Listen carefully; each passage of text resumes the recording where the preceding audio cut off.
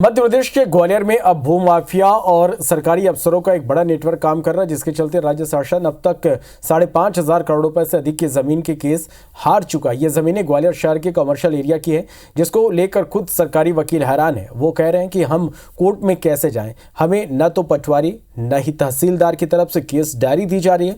हालांकि अब वो ऐसे अफसरों के खिलाफ खुद FIR कर रहे हैं, जिनके कारण वो केस हारे हैं।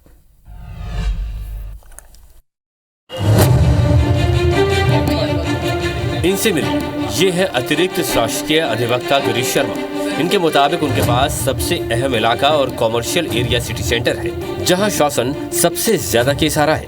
गिरीश शर्मा के पास 275 केस हैं, जिनमें वो 80 से 90 केस हारे हैं। इनका कहना है कि उन्हें पटवारी और तहसीलदारों ने केस की सूचना नहीं दी, जिसके कारण वे केस हार गए। इसलिए इन्होंने तमाम केस से संबंधित दोषी अधिकारियों की लिस्ट प्रशासन को सौंपी है। साथ ही वो खुद FIR दर्ज करवा रहे हैं। 90% ऐसे प्रकरण हैं जो शासन के एक्स पार्टी हुए हैं, और जहां तक मेरे पास में प्रकरण हैं 150 के लगभग प्रकरण मैं हारा हूं शासन की ओर से। शासन उपस्थित ही नहीं हुआ उसमें, ना तो उन्होंने मेरे को वकालतनामा भेजा, ना ही दस्तावेज भेजे, और संबंधित अधिकारियों के विरुद्ध मैं मुकदमा दर्ज करा रहा हूं क्रिमिनल।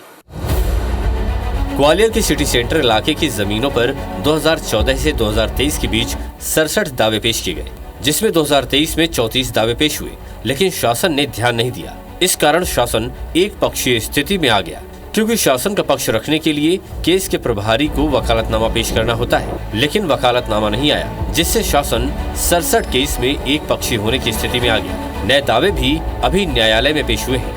वहीं इस मामले में अब संभागायुक्त का कहना है कि समय पर जवाब पेश हो सके, इसकी व्यवस्था की जा रही।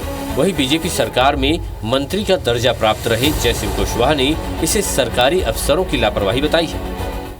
कलेक्टर्स हैं, राजस्व का अमला है और शासकीय अधिवक्ता हैं, इनके बीच अब हम लोग लगातार बातचीत करके ये सुनिश्चित कर रहे हैं कि शासन पक्ष वहाँ मजबूती से रखा जाए। अगर सरकार मुस्तैदी से लड़ेगी तो 1 इंच जमीन ले सकता कोई भूमाफिया। इसलिए अधिकारी तो सब एक से ही आ रहे हैं, जो भी आ रहे हैं एक से एक कंपटीशन लेके आते हैं, कितना कमा के जाएं यहाँ से ग्वालियर से।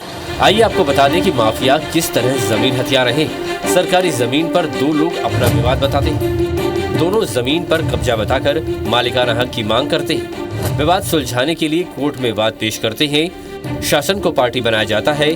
जब शासन का लंबे समय तक जवाब नहीं आता तो उसे एक्स पार्टी घोषित करते हैं। दोनों लोग समझौते के आधार पर विवाद खत्म करते हैं और जमीन का मालिकाना हक हासिल करते हैं। जब डिक्री पक्ष में हो जाती है तो उस आदेश को राजस्व में नहीं देते। अपील करने की अवधि निकल जाती है तो राजस्व विभाग में नामांतरण के लिए आदेश पहुंचाते हैं। शासन इस पर अपील करता है, लेकिन अपील देरी से पेश होने के कारण वो खारिज हो जाती है और शासन इस तरह करोड़ों रुपए की जमीन हार चुका है। हालत ये है कि ग्वालियर के जिला न्यायालय में सिटी सेंटर के अलावा आसपास की जमीनों पर भी दावे पेश किए गए।